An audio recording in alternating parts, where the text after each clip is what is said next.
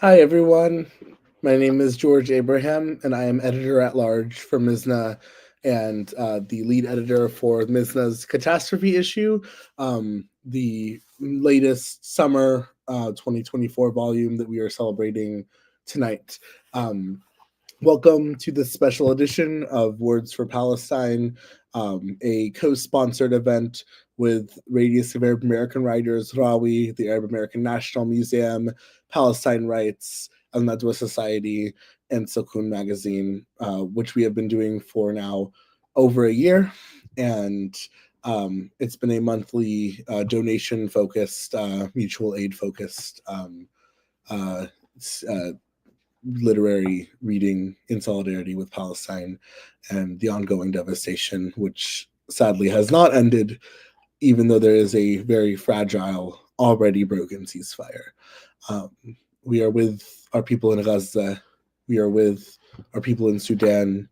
We are with all of our communities from Lebanon to Syria to Yemen, everyone who is in mourning, everyone who is enraged, and holding all of that. And it is an honor today to be here with some amazing writers from this gorgeous Catastrophe Issue volume. Um, to it's just really interesting, I guess, having edited a volume in a time of genocide, multiple escalating genocides. One thing that I guess I'm returned to is the way that art is can become a gathering ground, can become a space to hold grief, can become as some kind of necessary. Sadly, like it's really sad that it takes catastrophe to get us talking again, to get us all converging again. But the process of editing this volume really, I think, returned so many people to my sphere and returned so many folks, within business sphere to each other. And so it's an honor to just be, to be presenting just a very, very small fragment of the brilliance of all these contributors in this issue. Um, and so, without further ado, I will be introducing tonight's first poet. The poets will be reading in this order: Yahya Ashour, Ruba El Melik, Olivia Elias, Leila Mansouri, Nyla Matuk, and Nadia Shammas. I will first introduce Habibi Yahya Ashour. Yahya Ashour is an exiled Ghazawi Palestinian poet, an awarded author born in 1998 based in the US. He is a Mizna Fellow and an honorary fellow at the University of Iowa and author of the ebook A Gaza of Siege and Genocide that Mizna published. Ashour's portfolio includes poetry collections, children books in Arabic, and contributions to anthologies and journals, including MQR and Arab Lit. He has received multiple scholarships and fellowships and has read at more than 50 U.S. organizations and universities, including Princeton, Stanford, UPenn, and UCLA. His poetry has been translated into Spanish, French, Japanese, Bengali, among many other languages. Ashour studied psychology and sociology and worked as a creative writing mentor. And I want to also further say that Yahya Ashour is editing a special folio that Mizna is going to be publishing this coming fall 2025, a special folio for Gaza with a full editorial team by, for, and with Ghazawi. And so many U.S. projects that have emerged of Poets for Palestine this, Poets for Palestine that, have failed to put our kin from Gaza in the editorial seat. And Yahya is making this intervention into the field with us, which is amazing. And it's just been an honor to become Yahya's friend over this really hellish time. So I'm really honored to introduce Yahya Ashour. Thank you so much, George. Um, it's an honor to be here with you. Um, I'm gonna start with the poem that is included um, in the issue, the catastrophe issue, and then read some other poems that I wrote around the same time that I wrote that poem. Um, Gaza and despair. Oh sky, where were you when our homes were being shelled? Oh sea, where were you when our bodies were being charred?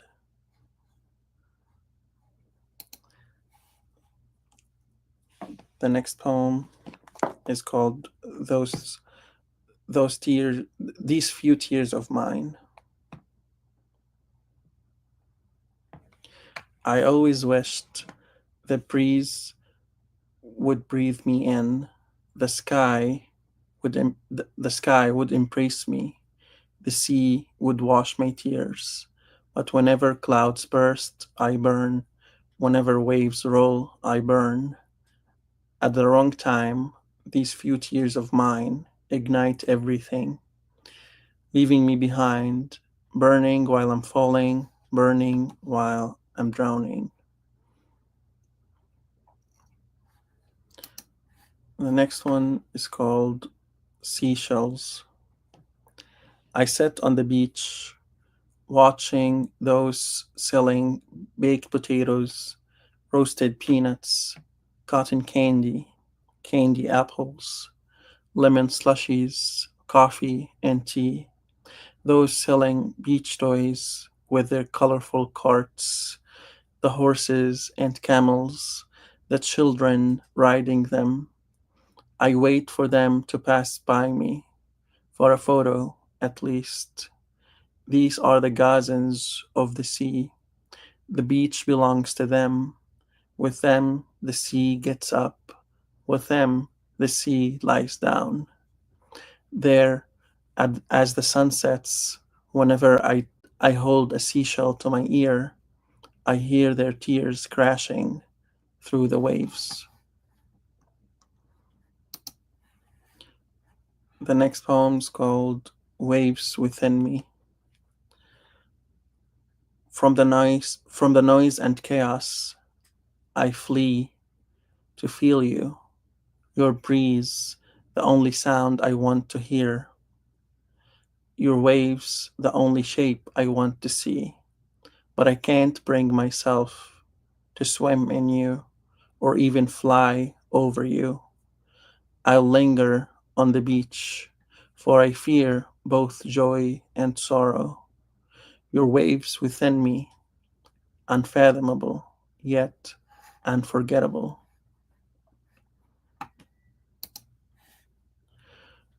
The next one is called Waving. Only when I am on the beach do I remember the clouds in the sky. Some of them got here before me, some arrived with me, but after a while we'll let the sea be alone as it was, waving back to his memory.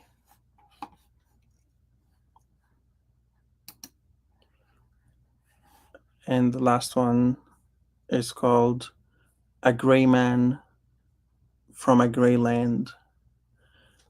I go to the sea holding my own hand, a gray man from a gray land, no jasmine in my pocket to offer the beach.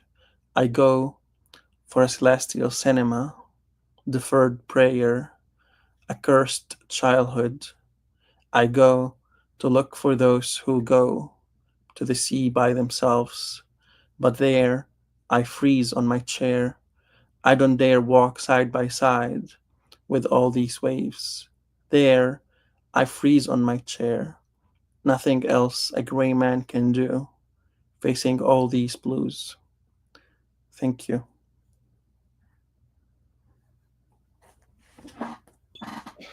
What I love about Yahya's work is it's so like minimalist in a way that like is almost unforgettable. I think when bringing his work into the Heaven Looks Like Us Palestinian poetry anthology that Noor and I are publishing with Haymarket, it's just like the poems of his were so easy to string together. He's actually one of the only poets whose poems we lumped all together in the anthology. Like, I think a lot of the poets are spread out throughout the anthology, but with Yahya's, it's almost like all of the minimalist lines and images just connect to each other in such an interesting way that we had to just keep them all together. And so now I'm seeing the sea, and every poem that you read like kind of retouched the sea and returned to that image. So just thank you, Yahya, for Thank you so much, George. I deeply appreciate that. yes. And inshallah his book will be coming to you all soon. Inshallah we'll have some news on that. So I'm now introducing our next poet, another amazing beloved. It's really great when the Mizna family gets to publish our our our the people who've worked for Mizna. And now with like Yahya, for example, being a Mizna fellow and editor, and now we have the honor of welcoming back into our pages Ruba El Melik, who is a writer and researcher from Sudan, invested in exploring African expression beyond institutional walls. In the publishing sphere, her work has included editing for the literary journal Mizna. Her writing can be found in Endaria, Africa Is Now, and LOLWE. I think Lolwe. I don't know if that's an acronym or Yololwe. She's the co-author of this amazing book you all need to check out, Undoing Resistance, Authoritarianism and Attacks on the Arts in Sudan's 30 Years of Islamist Rule, which came out in 2022, also co-authored with the journalist Rima Bass. And there's so much I can say about Ruba's amazing work, and I just want to. I know that with the QR codes officially, there are two organizations here, the PCRF and Palestine Legal Fund, that you all should donate to. But I really, really, really want to take a moment and emphasize, hopefully we'll emphasize this in the chat, to donate to Sudan Solidarity Collective, which is at sudansolidarity.com. The collectivizing of the mutual aid can make it go like a long, long, long way. So I really encourage you, every single person on this stream, please, please, please go and donate to that. And it's just really an honor to have Ruba El Melik here, and give it up for Ruba.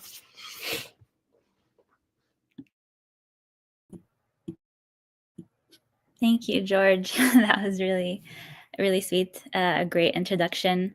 It's a pleasure to be here today and to read with you all. And thank you to whoever is tuning in. I'm going to be reading two poems from Mizna's Catastrophe Issue and an excerpt from my essay, Let Me Haunt, published in Acacia magazine, that I think will be very relevant in explaining some things about the war in Sudan. So let me begin. This is No New Souls. Do you hate me, and am I a bad writer? Is it simple to forget me even after you've loved me? Do I peel and fade if held to the sun, like a puckered first coat of paint? Maybe you know already. I slipped past all of God's bouncers to be here. Ran right past them, jumped into the world before my time. Petition to put a sign on the door to earth. No new souls, reincarnation only. Here I am by the skin of my teeth.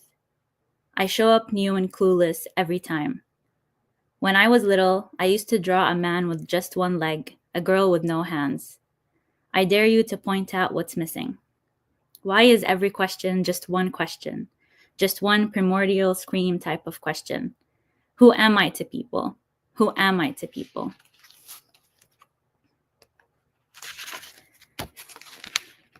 Palm tree v. mortality. All things break or decay is how I justified my father, the hospital bed, the flatline. California trees are dignified. They never lay bare to the world, are never stripped naked, never get panicked by their mortal nature. What eternal heaven is this? They must be dead already. And now I will read from my following essay. This is an excerpt. from the essay Let Me Haunt, and it's set at my cousin's wedding, which was held in Marrakech. And in it, I just reflect on the 1-year anniversary of the war that had erupted April 15th of 2023 in Sudan, which me and my family were in Khartoum at the time and had to leave. So this is from the middle of the essay, and this is how it starts. We discussed what Bayan should wear to the first wedding event the next day.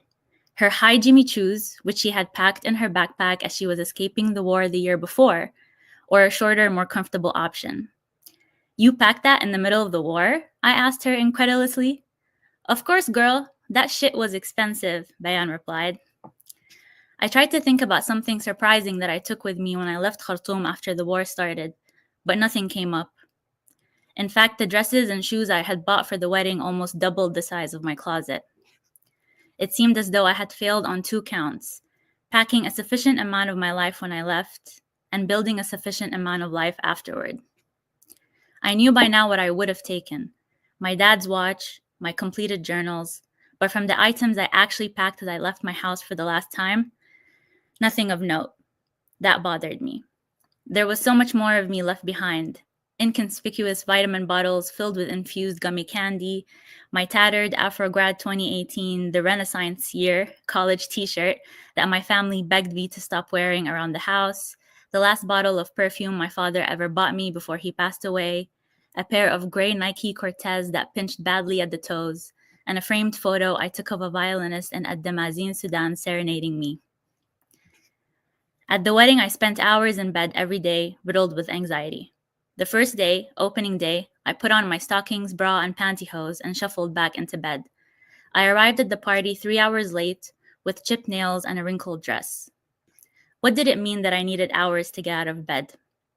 I was postponing moments that were happening now, too tired to pick them up in the present, just to let them go later. But I couldn't get out of bed. The world was too big. It sent out ripples upon ripples, huge and small. For a long time, life had taken on a tinge of absurdity. A few months after escaping the war, I was in California, watching Taylor Swift and Beyoncé perform during their tours. The fireworks that followed Taylor Swift's concert gave me a panic attack. I sat on the concrete in Santa Clara until the stored cool from the night seeped through my jeans, sticking my thighs to the ground. The city had been legally renamed to Swifty Clara for the duration of her tours run in the city.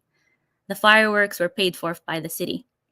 Later, I told my therapist, I don't think the panic attack was because of the fireworks. It's definitely because of the fireworks, he said. The next day, I missed the bride's entrance, the sunset ceremony, the parents' speeches. I arrived at the venue, my black dress blending into the night, and immediately got lost, walking along a long, gravelly path in the completely wrong direction until I found myself in the dinner area. Employees were still balancing on chairs to string up the chandeliers and were setting the half-empty table with plates and cutlery. I was so far from where I was supposed to be that they sent me off with one of the staff to take me back to the reception area. I'm allergic to walnuts, one of the guests said to the waiter at the beginning of dinner. The long table was set, the chandeliers were lit, and the employees beyond the eye line. Every single time he set a plate in front of her, she would ask again if it followed her dietary requirements. Not with the air of double-checking that her safety was ensured, but with the air of making sure he had remembered to care. By the third course, the waiter hovered the plate in front of her and received her habitual inquiry. Are you sure it doesn't have walnuts? She asked indignantly. Oh, it's full of walnuts, he said. Just kidding, he winked, setting down the plate, leaving her fuming. I almost burst out laughing. She turned to her friends and angrily said something about the waiter taking this too lightly, how it was disrespectful, how this was life or death. Yeah, that's really not funny, my sister said, sitting next to me at the table. My sister, sitting next to me at the table, commiserated somberly. I leaned into my sister. It's fucking hilarious, I whispered into her ear. The minute my family and I packed our small belongings into our car and drove out of Khartoum, I could no longer eat or drink. Even after we sought shelter in Madani, the safest city near Khartoum, I was still riddled with anxiety. In the room we rented, my mother gave me some bread and water to force down, but my throat couldn't remember the mechanism that allowed me to swallow. We were far away from a familiar home that we left behind in what was now an unfamiliar city. Khartoum had looked like fire and brimstone as we drove away from it. I was haunted by one image in particular. An abandoned bus on the side of the road, parked at a tilt, with its windows shattered and the driver's door flung open. But it terrified me that there was nobody and no bodies. I could see the scene. The bus driver stopped on the street by militia, the driver's door flung open, the man pulled out and shot while soldiers swarmed the back of the bus, shattered the windows, feeding off the trouble. In Medani, we developed a daily ritual. Every night, we took everything we had packed in our car up 5 steep flights of stifling hot stairs, then brought it back down with us each morning as we headed out. We left every day with the same mission: get seats on a bus out of Medani. We were trying to head east toward Sudan so we could negotiate, beg, bribe, or plead our way onto a ship out of the country. A few days later, we would score tickets on a bus driving 20 hours straight to Sudan. The tickets were as follows: 3 real ones, 1 seat on a step inside the bus, and 1 person, my brother, rode shamma'a, the slang word for people who stood the entire drive with their arm hanging on the rail above them like a coat hanger. But on that particular day, no luck. Reaching the 4th floor with a faint buzz in my head, I suddenly felt lightheaded and on the edge of consciousness. "I'm so hot, I can't breathe," I gasped, sitting on the stairs, dark spots spilling into my peripheral vision. My family fanned me, concern etched into their faces. In those days, we were all constantly braced to encounter fits of violence, weakness, illness, tears, worry, anger. Bayan had texted me every morning in Morocco, inviting me to the souk with them, but I declined. The last time I had been to a souk, it was Souk Durman in Khartoum, now burnt to the ground. But here I was anyway. Here we all were, amongst mixed family and friends, celebrating and witnessing a love my cousin grew. Here I was 1 year later, softly glittering in my black dress at the edge of everyone's vision. And that's the end of the excerpt. Thank you.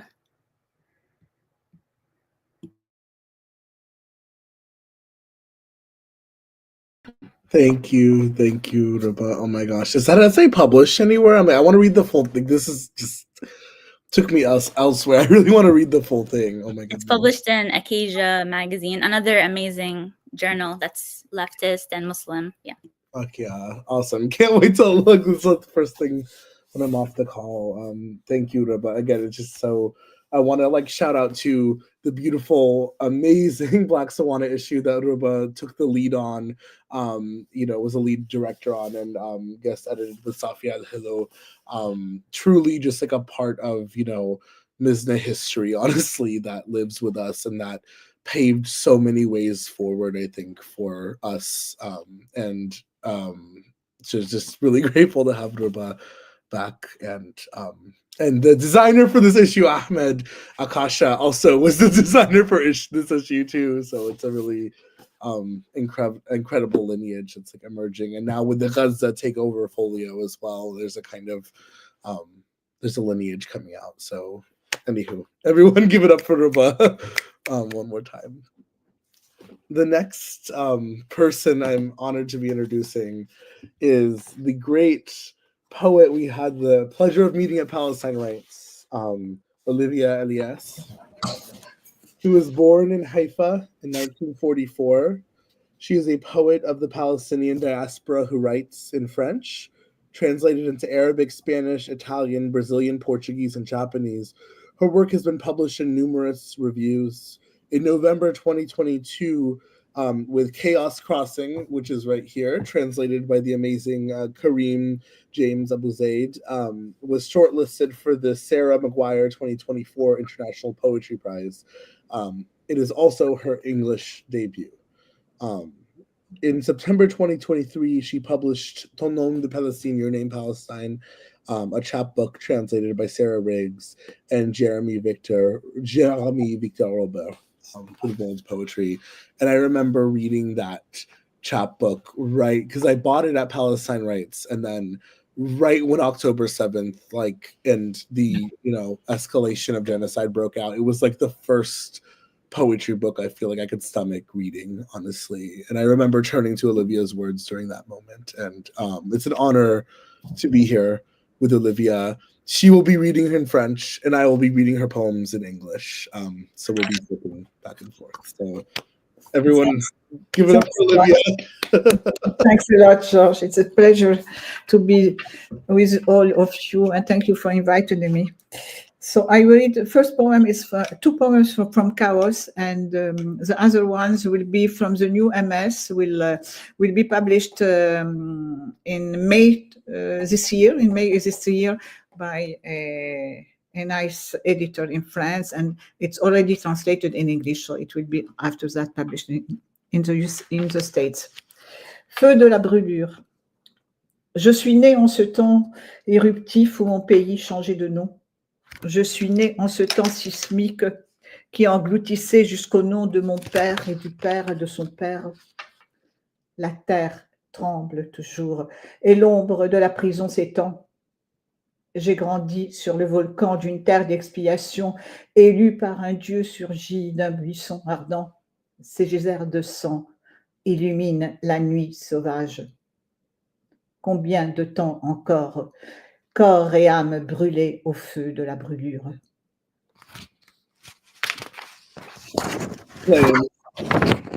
Flame of fire.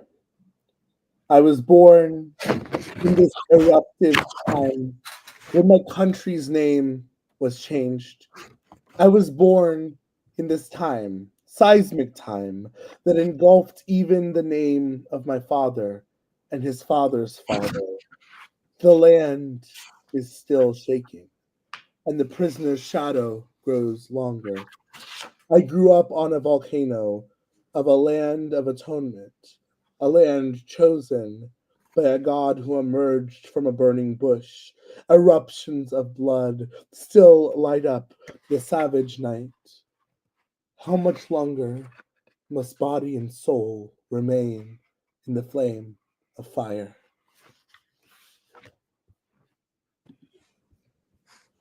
Art poétique de la sauvagerie. Tout est littérature, affirmait Pessoa, qui réclamait. Traduction, s'il vous plaît.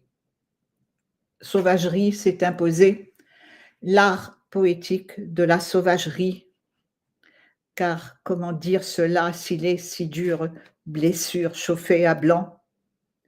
Si trouver les mots dirait comment, dans les convulsions de l'histoire et les grands malheurs qui s'ensuivirent, par concrétisation de combinaisons aléatoires de particules virtuelles et réelles, ils cherchèrent un temps uni du côté de l'Afrique et de l'Amérique latine. Surgit cet autre grand malheur, suprématisme infiltré dans cheval de Troie, pourtant non démocratie. Définitions appartiennent aux définisseurs, disait Toni Morrison, pas aux définis. Existence carcérale dans l'œil des missiles ou le viseur des fusils, menacé de cachot par édit de l'empire mandataire, celui sur lequel le soleil jamais ne se couchait, et des possessions par invocation du nom du sultan. Si au matin à l'aube, tu sortais du village et marchais jusqu'à une terre où l'on n'entende ni coq chanter, ni voix humaine, alors cette terre sera tienne. And this edit from the time of the Sultan is still activated by the Israelis apartheid regime today to confiscate Palestinian lands, which will be after that ceded to the colonies. Wow. Thank you for that. This is from the new manuscript, The Mount Overlooking the Sea. The Poetic Art of Savagery. Everything is literature, Pessoa said, while asking, translations, please. Savagery has imposed itself, the poetic art of savagery, for how to say this, so ugly, so hard, a white-hot wound, If I could find the words, I would say how among the upheavals of history and great disasters that followed, through realizations of random combinations of virtual and real particles, for a time they sought a nest in Africa, in Latin America. This other great disaster arose, supremacism concealed in a Trojan horse named democracy. Definitions belong to the definers, not the defined, Toni Morrison said. Prison existence in the eyes of missiles or the sights of rifles, threatened with jail by edict of mandatory empire on which the sun never, in dispossession by invocation of the Sultan's name. If at dawn one morning you left the village and walked to reach a place where no human voice or crowing cock can be heard, that land will be yours. Rien à voir. This one is also for Chaos, from Chaos. Serre autour de nous les cercles de l'enfer.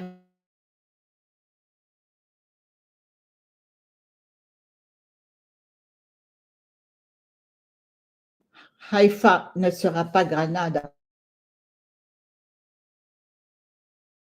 Dans une mer de feu, notre cri de cristal à la face du soleil. Tant peine que cœur contienne, tant longue la nuit des longs couteaux, et si lente aube à naître. And this poem was inspired by the poetical autobiography of Derek Walcott. In a poem, he evokes the collective suicide of 40 families which occurred in the time of the French colonization in the island of the Caribbean, which is called Grenade. It's not Grenade from Spain, where 40 families together, all parents, children, they all jumped in the sea because they couldn't bear anymore the cruelty of the French colonization. And this only, the expression cri de cristal inspired the whole poem. Wow. From like mandate history to French colonial history in the Caribbean. Wow. It's just all these poems. I think that's one of the things I love most about Olivia's poems is this taking us to these moments in history. This one was one of my favorites from Chaos Crossing too. Nothing to do. Hooligans and pirates tighten the circle of hell around us. God has nothing to do with it. To escape to the realm of myths and legends.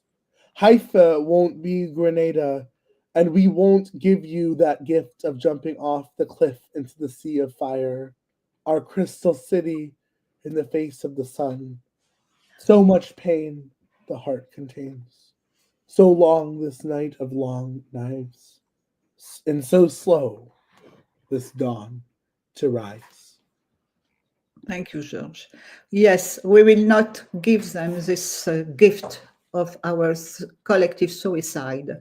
Just the contrary. We are here and we will remain here. And we are struggling for our liberation. Cela commence toujours par les mots Gaza, 24 novembre 2024. Le 40e jour est passé, sa nuit de même. La colombe n'est pas revenue. S'est-elle perdue dans le brouillard phosphorique? Se vit-elle de son sang, elle brisée dans les décombres? Dans le ciel zigzaguent les boules de feu et s'effondrent les maisons. Brûle le feu, bouillonne chaudron, chantent les sorcières fatidiques. Le sang appelle le sang et la mort se nourrit de la mort. Cela commence toujours par des mots. Leur bouche, rampe de lancement de missiles, crachagés continus, condamnations à mort. Terroristes, tous sans exception, graines de terroristes jusque dans le ventre de leur mère. Brûle le feu, bouillonne chaudron, chante le cœur fatidique. Tondre le gazon, aplanir le paysage, le stériliser. Cela commence toujours par des mots. Stériliser le langage, stériliser la vie, du verbe latin rapere, s'emparer de force, encager la vie, le langage, les violer, les cribler de balles. Au-dessus du ghetto en flammes, frénétiquement dansent les déesses de la vengeance et de la conquête. Double, double peine et trouble chantent les sorcières. À des milliers de kilomètres de là, réfugiée dans ma maison, je lève parfois la tête et regarde au dehors. La lumière est si belle qu'elle en semble irréelle. L'horreur n'a-t-elle pas de fond, jusque comme l'enfer? And this poem was in the Catastrophe Issue of Mizna. I am very proud that it is there. And this one reminds me of a poem we published by Nyla Matuk last February, where she starts with the phrase, I'll do to language what they did to my people.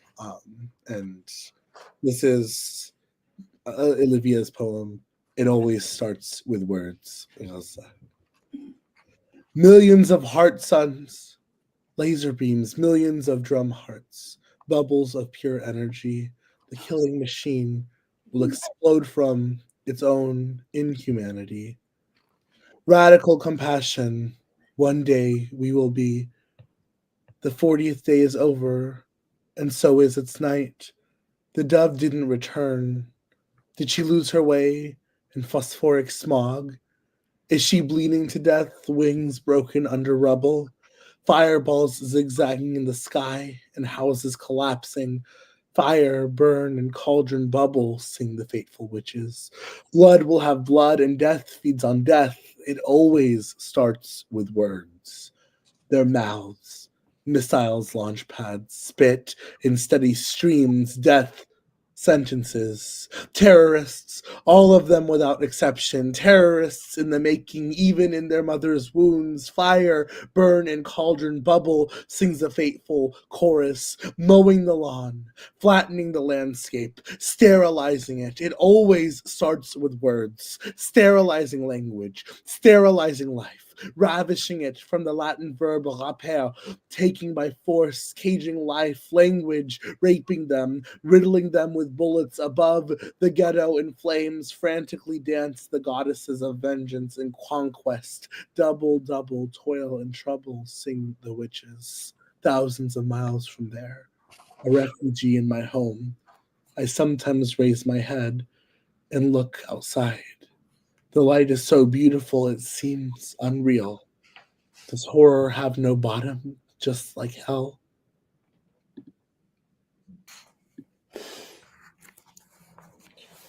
Moulinés autour de l'autel de la guerre, certains perdent le goût, le sens du goût ou de l'odorat, parfois les deux à la fois.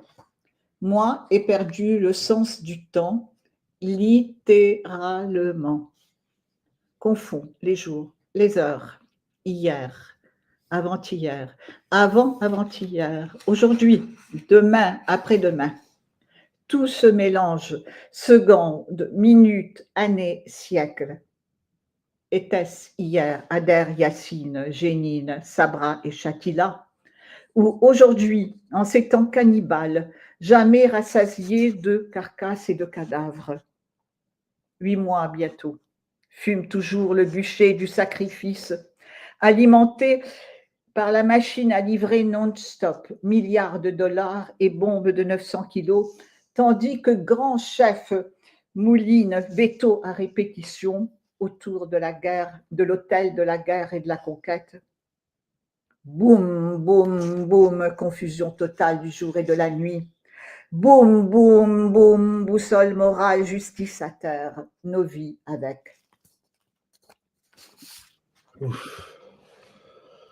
Milling around the altar of war. Some lose their sense of taste or smell, sometimes both at once. I lost the sense of time, mixed up days, hours, yesterday, the day before that, today, tomorrow, the day after tomorrow. It all gets mixed up. Second, minute, year, century? Was it yesterday in Deir Yassin, Jenin, Sabra and Shatila, or today in these cannibal times never filled up on carcasses and corpses? Nearly 8 months, still smoking, the pier of sacrifice, fueled by the machine delivering nonstop billions of dollars in 900-kilogram bombs, while great chief Mills vetoes ad libitum around the altar of war and conquest. Boom, boom, boom. Total confusion of day and night. Boom, boom, boom. Moral compass, justice, shattered, along with our lives. Jour de désolation. Écrire en dedans est-il recommandé? Comprendre, garder une distance. Quel en dehors lorsque le dedans tellement réduit en miettes, tellement explosé qui tient tout entier dans une tente. Depuis si longtemps, une éternité. Gaza déclarée zone de mort. Je cherche et n'en peux plus de chercher et de ne pas trouver 4 murs, un toit dessus de la tête pour dormir sans crainte de mourir au milieu de la nuit. 4 murs, un toit dessus, une maison qui tiendrait debout, un pays qui tiendrait debout sur ses terres ancestrales, une vie de même valeur que celle de tout autre. Refaat, tu nous as fait ce cadeau pour le jour d'après. Un cerf-volant cousu de mots d'amour et d'espoir, confectionné avec une pièce de tissu blanc et un bout de ficelle acheté au marché. Les jours de désolation dans les villes que je traverse, je tiens la ficelle dans la main et le regarde danser, libre, libre. Wow. Desolate days. Writing from outside is recommended. Understand, maintain a distance. Which outside, when inside so crushed, so devastated it all fits into a tent? For so long now, an eternity, Gaza declared a death zone. I search for, and can't stand any more to search, and not find 4 walls, a roof above my head, to sleep without fear, fearing to die in the middle of the night. 4 walls, a roof, a house that would stand up, a country that would stand up on its ancestral land, a life as precious as any other. Refat, you gave us this gift for the day after, a kite stitched with words of love and hope, made with a piece of white cloth and some string bought at the market. On desolate days, in the cities I walk across, holding the string in my hand, I watch it dancing, free, free. Lorsque l'on tire un fil, pourtant, aujourd'hui, en plein cœur de l'innommable, c'est qu'extrême faiblesse viendra à bout d'extrême violence enivrée d'elle-même. Aussi insuffisants soient les mots, c'est que le tissu d'éléments de langage cousus de fil blanc et de poudre aux yeux au raccord de plus en plus apparent se défera. Il suffit de tirer un fil, tout vient avec. Nus, les nouveaux rangs, leurs oripeaux ensanglantés partout, éparpillés dans les dunes de sable.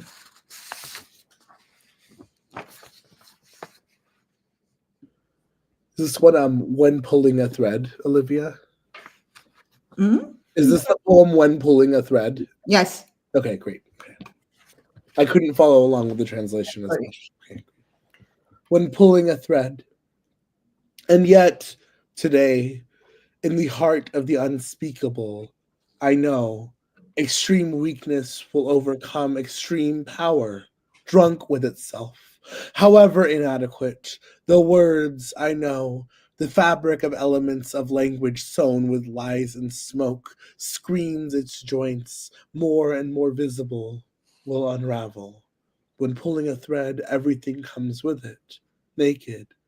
The Nukhans, their rags soaked in blood, strewn all over the sand dunes. And the last one, which like it's going in the same direction that when we pull a thread. Yes, I say I know that extreme weakness will overcome extreme strength, extreme violence. Radicale compassion. Millions de cœurs soleil, rayons laser. Millions de cœurs tambours, bulles d'énergie pure. La machine à tuer implosera de son inhumanité. Radicale compassion. Un jour, nous serons. I think that this one was cut and pasted earlier into the beginning of your other poem, but here, we'll read it again because it's so beautiful. Millions of heart suns, laser beams, millions of drum hearts, bubbles of pure energy. The killing machine will explode from its own inhumanity. Radical compassion. One day we will be.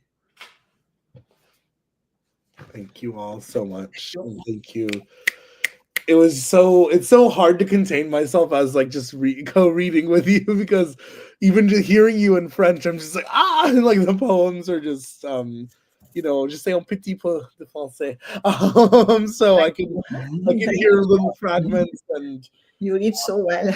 Thank you. And the poem about Rafat too, I'm just, oh my God, like the day that the news of Habibi Rafat, Allah yarhamu, his assassination, I was supposed to be reading at a poetry event that night, and I canceled it because I just couldn't. I just couldn't stand to be, in any space but a space for him. And I don't know any poet in our community who wasn't just grieving, and still isn't grieving. And I'll hear on my desk side, if you all, his collected volume just came out in English, the If I Must Die, Poetry and Prose. And so I really, really recommend everyone to look at his works. And a lot of it is like his notes as a teacher, his notes about his students in his classrooms. And it's really, again, it just really is touching. And Muhammad al-Kurd says in his new book that Rifat, instead of like the bar, which is in hell and just descending,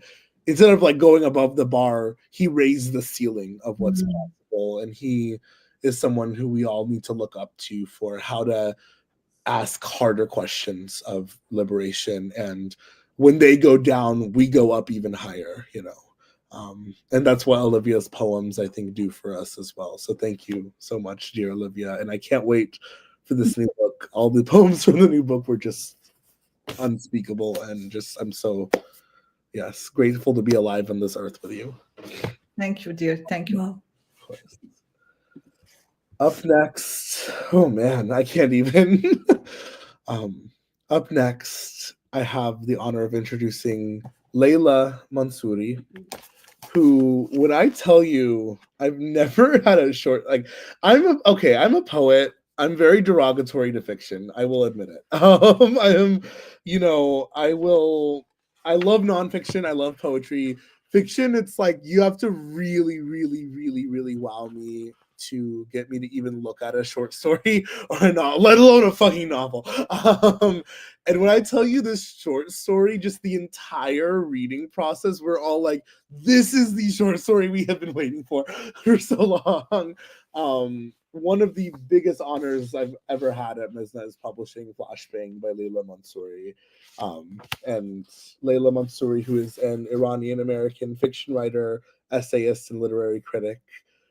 Her creative work focuses on the Iranian-American and Sawana American diasporas and has appeared in The Offing, The Believer, Roayet, Nowruz, and elsewhere. Please give it up as an honor to be here with Leila Mansouri. Thank you so much, George, for that incredible introduction. Also, thank you to everyone at Mizna for inviting me, and the Arab American National Museum for hosting this, and all of the incredible people and organizations who have been putting together this Words for Palestine series. It's really an honor to be here with all of you and to share this stage with such incredible writers. I'll be reading a brief section from the story that George just so graciously introduced. It's a challenging story to excerpt because there are a lot of plots happening. One of the things I was thinking about as I was trying to decide what to read is what I love about Mizna as a literary space is that it brings Swana writers and work together, not in this way that homogenizes us, not in a way that is contained by borders, but that really lets our work refract and our stories speak to one another. So I hope this excerpt speaks to the spirit of that. What you need to know for this section is that the narrator, who is Iranian American and grew up in the United States, had something traumatic happen in college that would fall under the general umbrella of sexual harassment, or maybe now what we would call revenge porn. She's never had clear language to talk about it, and even at the time didn't have access to important facts. So she's actually just avoided talking about it at all. And this passage picks up in the middle of an encounter with a Palestinian therapist in Michigan. It's part of an emergency one-off session that was supposed to be about something else entirely. And the narrator, without planning or intending to, has started blurting out a jumbled account of what she suspects happened.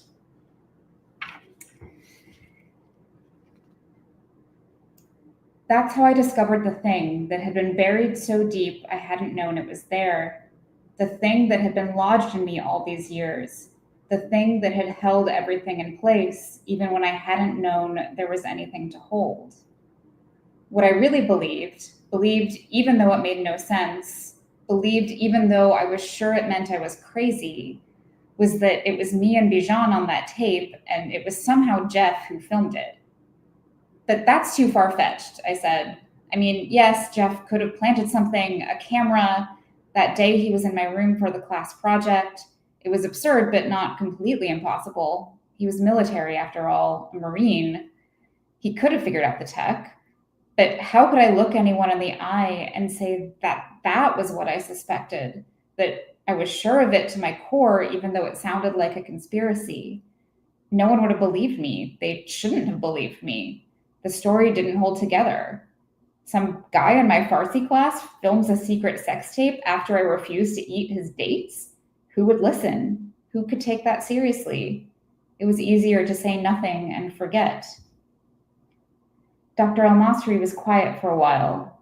Across the cafeteria, someone sneezed. Bleached air burned in my throat. It doesn't sound crazy, though, she said, finally. What? Really? I'm not saying it's true, but I'm saying I could believe it. I was sure she was mocking me and couldn't say so, not when she'd been so patient, not when I'd been calling her Dr. El-Masri this whole time. I wrinkled my nose and raised an eyebrow. What does that mean? She looked away toward the privacy curtain. My mother was born in Ain al-Hilweh. That's a camp in southern Lebanon, she said. My mother grew up around guards and soldiers, and what she always told me was to watch out most for the friendly ones, the ones that offer help and candy. They were the most dangerous. I reminded her that this wasn't Lebanon, that I'd been in college, not a refugee camp. I had missed the point, she told me. Listen, when I was a kid, one year my mom took me to the state fair, me and my brothers. We'd been asking, I guess. Maybe someone at school went. My mom had her hair covered and people were staring, but she didn't care. She took us to the Ferris wheel. She got us fried ice cream. She even let us pet the goats. She wanted us to enjoy it, to feel like we were normal, and we did. We rode the rides and played those whack-a-whatever games. I won a stuffed shark. My brother won a stuffed donkey.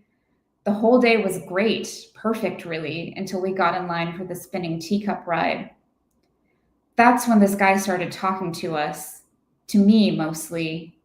He had a woman with him too, but she didn't say anything, not at first. And he kept asking me things like, what was my favorite subject and what kind of ice cream did I like? And did I want to be a pop star or a movie actress when I grew up? He hardly spoke to my brothers and wouldn't even look at my mom. And he kept bringing up that he was a soldier, that he'd met girls like me before in Iraq. He'd fought for those girls, he kept saying, little ones, some that didn't go to school, some that didn't have toys or electricity or shoes. I didn't like him and didn't like his stupid questions and really didn't like how white curls peeled up all over his sunburned nose. So I was relieved when the line moved and my brothers and I got in our teacup and the man didn't get on with us. He disappeared while our teacup spun. I thought it was over. I forgot about him. But after the ride, he found us. He had ice cream cones now for me and my brothers. I didn't want one. I was sick from the spinning and the heat and the elephant ears. But I thought I had to eat. When someone offers you food, you take it. That's what my mom had always insisted. So I reached my hand out and felt the cone in my fingers. And then, all of a sudden, my mother slapped it away. It fell and splattered. The ice cream was everywhere. The ground, my brother's shoes, my ankles. I didn't understand. I didn't know what I'd done. I started crying. It was my fault, I was sure. I couldn't see how, but that didn't matter. And then the girlfriend started ranting about how my mom was a bitch and we were all ungrateful. We should be sent back, she screamed over and over. We hated America. We hated freedom and God. My mom was walking us away by then, walking us out of the fair. But all I could hear was the girlfriend. That's right, she screamed after us. Go back where you came from. And when I turned to look behind me, the soldier was just standing there, staring at us like he didn't know what to say, like he didn't understand what had happened either. I stared back at the ice cream cones in his fists, at the two he hadn't given me, the ones he got from my brothers. They were melting already. They were losing their shape in the sun. I remember watching as they dripped, watching as the white ran down his knuckles. My mom waited until we were out of the parking lot to start yelling. You don't let these people give you things, she shouted over and over. Never. You don't take anything from them. Not money, not ice cream, nothing. Back then, I didn't understand. My mom must be a little crazy, I thought. I mean, it was just ice cream. I couldn't see what the big deal was. Now, though, I think she was right. I think she knew exactly what she was doing. I think she understood more than she knew how to tell us. I took a slow breath. So you're saying I was right to suspect Jeff? I don't know. Maybe. Maybe he was dangerous. Maybe Bijan was too. What I'm saying is you didn't know. You still don't. So? Dr. Al-Masri looked like she wanted to shake me, like she wanted to grab me by the shoulders and rattle something loose. So why didn't you ask for help? Why did you try to handle it all on your own? The question landed in me like a mortar shell. It would have killed my parents, I said. They came all this way for me. I couldn't let them find out it was dangerous here also. Dr. Al-Masri looked at me so kindly that I hated her. Did you ever think they might already know that? Thank you.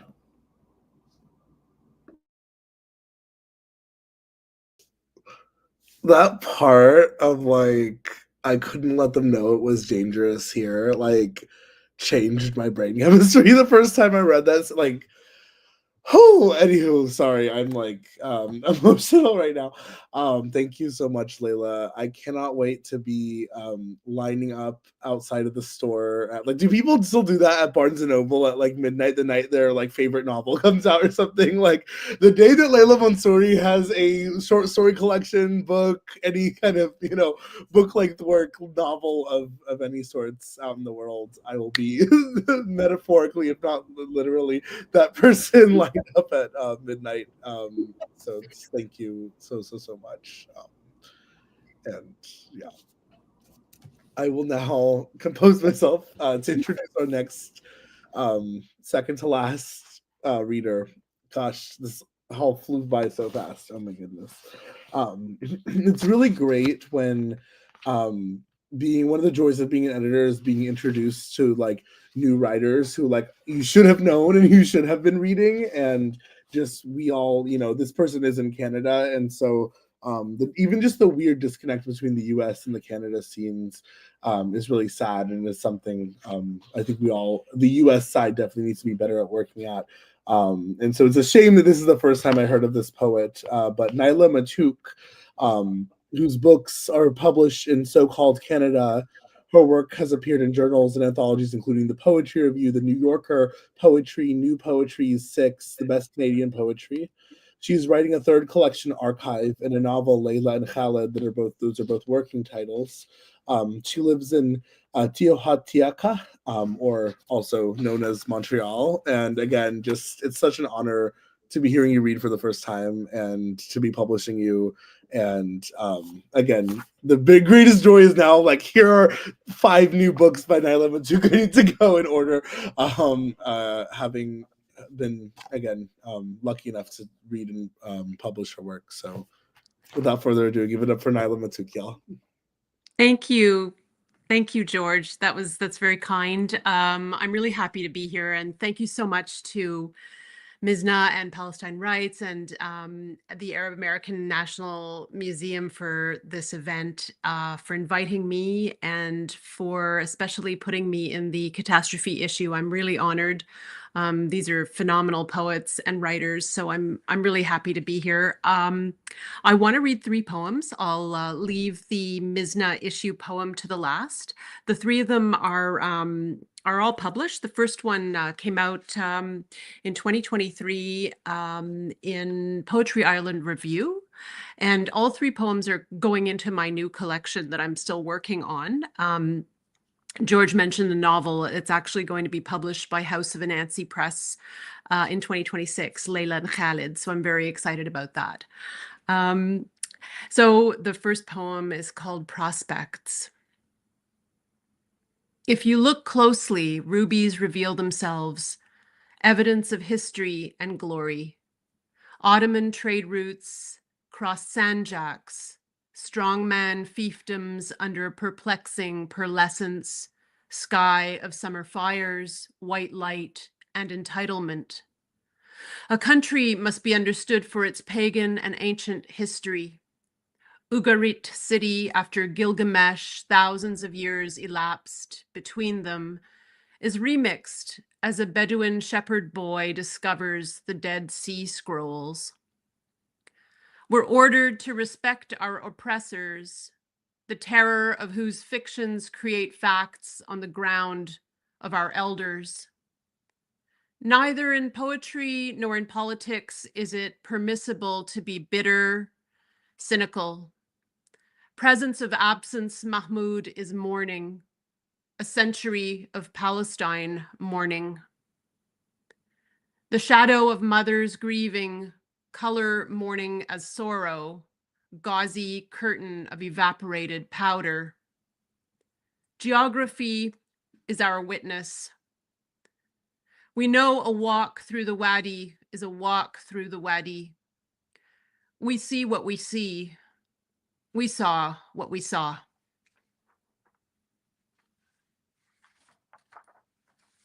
The next poem I want to read is called On Palaces, and it's sort of a discursive piece that I wrote during the uprising in Sheikh Jarrah in 2021, and I was happy to see that it was accepted at the Poetry Review in the autumn issue of that year.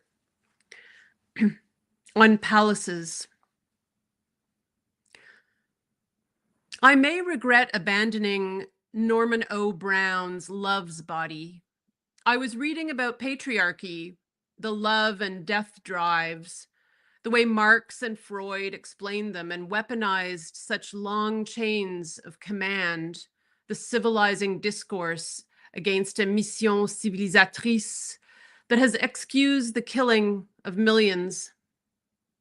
I saw the boulevards lined with linden trees designed with great zeal by that capricious actor who applied himself with such fervor as the Marquise of O's lover, his assurances that new projects were in the offing and complete proven highly successful. Baudrillard claimed the horror of dying in the World Trade Center towers no worse than having to go to work in them every day. The owners of the Al Amawi Eastern and Western palaces demolished them during the British Mandate.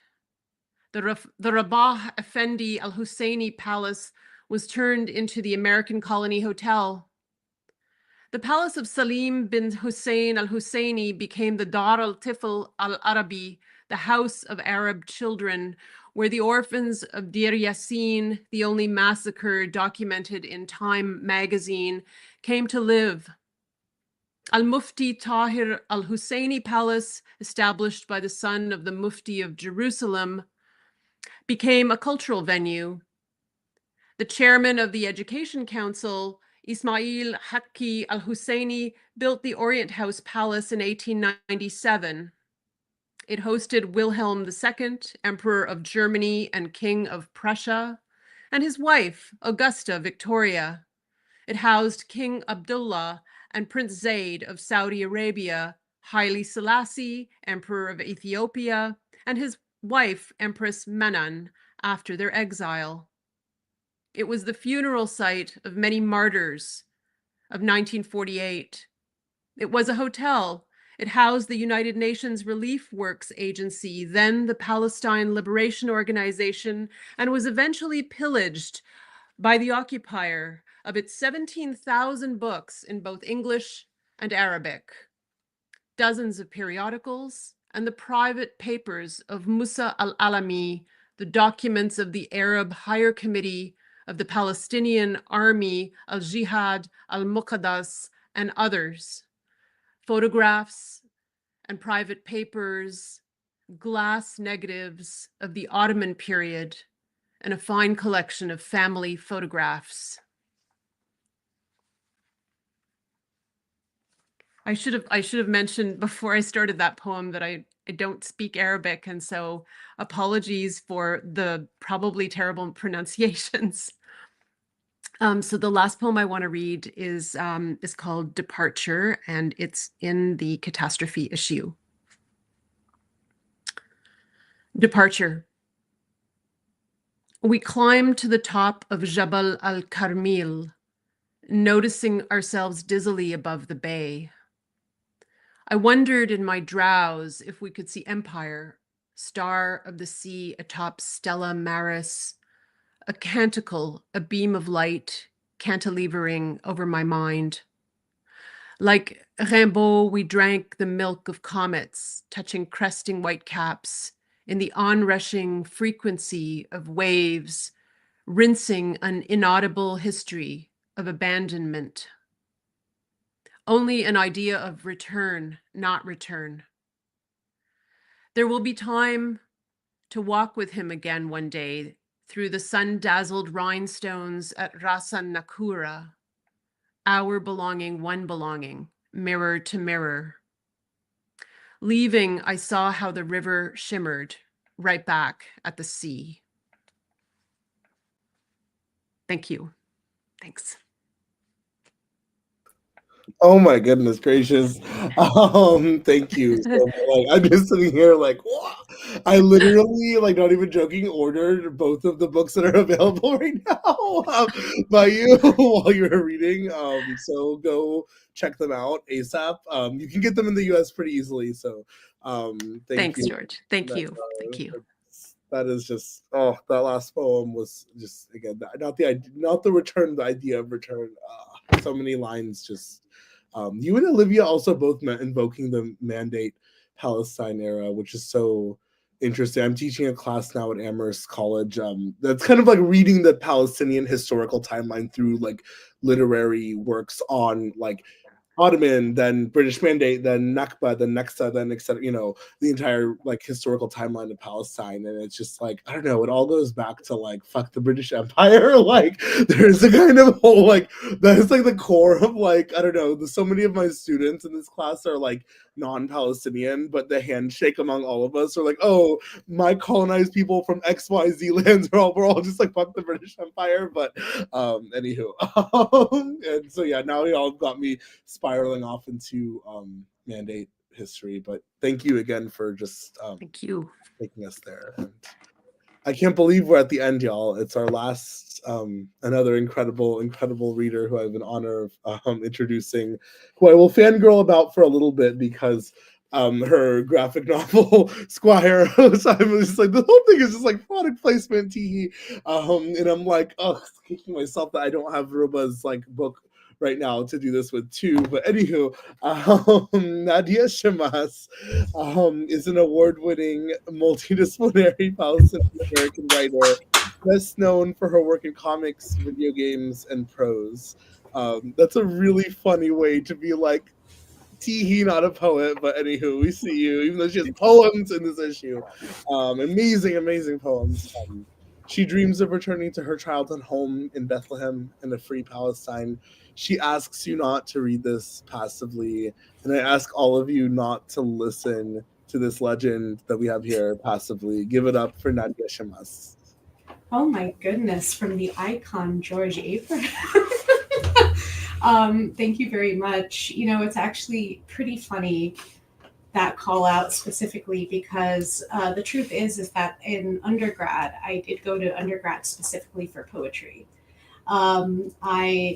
I did want to be a poet before I entered any other kind of medium, but I honestly had a really bad experience in my college poetry department. I was kind of the only person of color, I believe, in that department at the time. And I found myself losing a lot of faith in my ability to write. And so it's funny, I ended up kind of starting then in comics as an editor, or because I didn't really believe that of all the people to write in the world, would it really be me to be able to do it? No, of course not. And that was what I thought at the time. I do not think that anymore. But ultimately, I feel a lot of joy to come back to poetry, especially with Mizna, because I think that before October 7th, the thing that I had not realized about myself, maybe kind of creatively or altogether, was how I had let my conviction in what return means and what liberation means, in what is possible within it, kind of wane far too much. I had let it like wane within what myself thought was creatively and also what I believed the world could look like. And so, since then, I've been trying to do a really kind of radical return of my own. And some of that has been, engaging with a lot of indigenous kin here and where I am. And some of it is very much about my return as a creative. And the truth is that I've always been a visual creative, and poetry is just as visual as anything else. Of course, I ended up in comics. Poetry are the same. So it means a lot to me to kind of, return to poetry, which was the first thing, my first love in writing, and to do it with all of these unbelievable people at Mizna who I've been longtime fans of. So I'm going to start by reading two poems that were in the Catastrophe issue. And for both of them, the title kind of goes into the poem. So I'll say that the title of the first one is I Am Singing Because I'm Burning. And here I go. I am singing because I am burning, a torch in the hand of someone else, getting heavier. I want it to be iron, something forged or made to last. If I must burn, let me be a comet, not crashing, but blazing, shooting bright. All the words I've heard someone say. The difference between something beautiful and a disaster is grace in the execution. Tell me a diamond in the rough is still rough, and I'll say, love is hard. I am hard. I am hitting the ground, running. If a star falls and a comet shoots, and if a leaf falls and the other shoe drops, if a star falls and you tell me crashing is just part of it, then I hope I made it look good, darling. Watch ash leave behind something in my shape, soft and fine, that coats the hands. I wonder, is this the only way I can be soft? I've heard you say devastation is natural. Fire helps to purge an overgrown and blighted wood. Ash covers scorched earth. New things grow. I want to come back pure and uncomplicated, soft and pale green, small and tender leaves, flower petals, lips gentle where your neck meets your collarbone, so on, so on, so on. You know about softness. You are nothing like me. So that was the first poem, which was honestly probably the first poem that I had tried to write in like 10 years. So I feel like it didn't really make its final coming together actually till, I got to work on it in Mizna. So I'm really thrilled. But the next poem that I'm about to read is one that I did write specifically in response to what was happening in Palestine, where I still have family and relatives, as many of us do. And I had mentioned, I think, just very briefly that I've been doing a lot of earth work. And, my family, my grandmother's side of the family were farmers in Beit Shala. So that's been really healing to me. So it was really something when the rhetoric started to include language like human animal for Palestinians. And that really struck me because what else could a human be besides an animal? Like, the more time I spend with our plants, the more alive I realize they are, the more I realize that they experience kind of the will to live just as strongly as anyone else. They adapt. And so I thought, what could be more beautiful than being an animal? And what are the ways in which I am or amn't? And so I guess this poem is kind of my reply. So this poem is titled The Human Animal Formerly Known as I. I'm going to take a sip of water. All right. The human animal formerly known as I will become a person. I'll take on a shape you could recognize at first sight. Something that doesn't startle or stutter. Something that doesn't gaze unblinking at something unmoving, refusing, or unwilling, far in the distant past or future. I'll give you something easy to read. Everyone says my eyes remind them of prey. So large, turned down at the corners, and even in my childhood photos, my irises are a black so deep, no light reflects, no pupil, just so cute, you could just bite my head off in one go. People like clear lines, clean walls, a delineation between the pupil's border, and something else I know, You're comforted by rigidity. It's something easy to lean on. Could you imagine being something? Human animal. How could I ever ask for better? If I could only sink to the ground, taste soil with my fingertips, not fear what lies beneath, nor flinch, because the body knows by instinct. The things that crawl and scratch and draw blood, they are my brothers. They mean me no harm. Human animal, could I dream of anything more? To feel something true to the bone between my teeth, only what I can catch, only what I deserve, because I came by it honestly, because blood tastes like forgiveness. Because I am human, I only eat what I've disguised. Human animals, do not mince words, do not choke on air, do not let things die beneath their every footstep, because the land remembers my shape. Could I live without hurting others?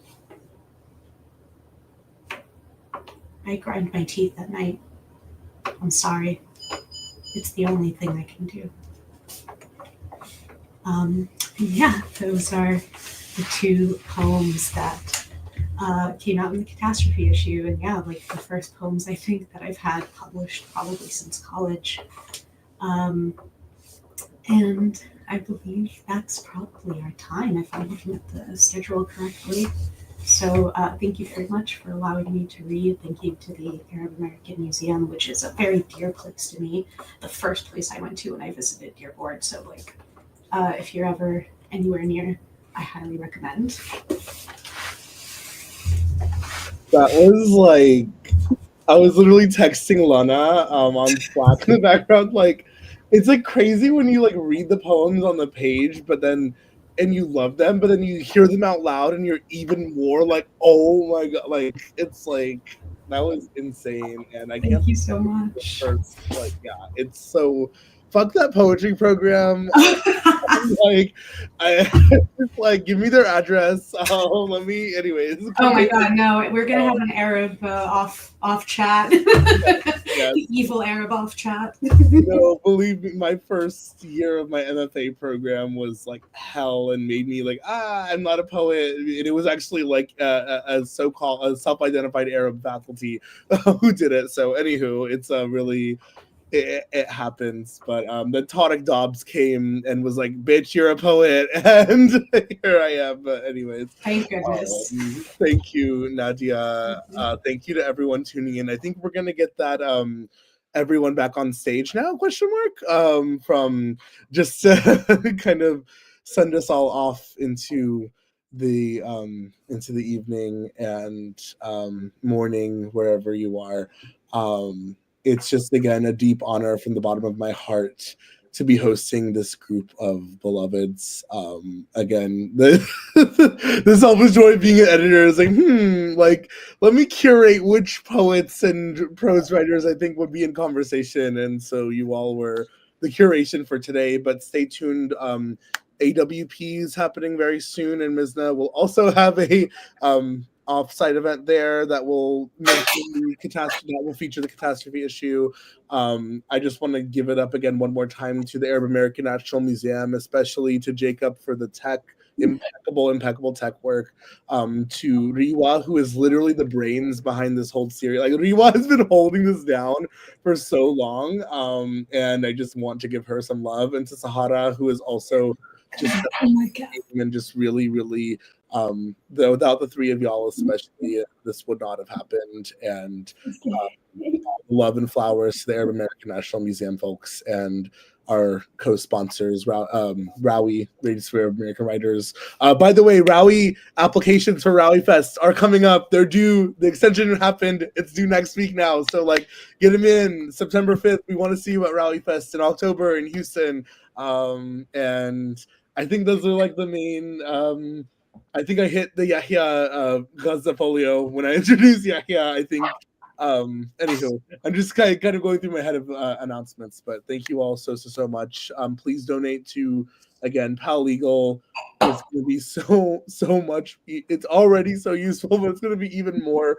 The amount of work that they're now going to have to do because of this fuckface administration. Anywho, like from genocidal liberals to genocidal conservatives, here we are. It's all fucking genocidal, and it'll be getting worse. So please support Palestine Legal because they are keeping people literally afloat, and PCRF, of course. Also, please, again, cannot emphasize enough, if you see a Gaza mutual aid or GoFundMe, like, please continue to share, please continue to donate. Please, SudanSolidarity.com. Please donate to the Sudan Solidarity Collective. Like, these are mutual aid over organizations, y'all. Please, like, Doctors Without Borders is great, but they don't fucking need another penny from us. Like, mutual aid is what needs our money. Anywho, I'm sorry, preaching to the choir probably, but thank you all so much, and have a lovely evening. And Thanks. Thank you. Thank you. Thank you very much.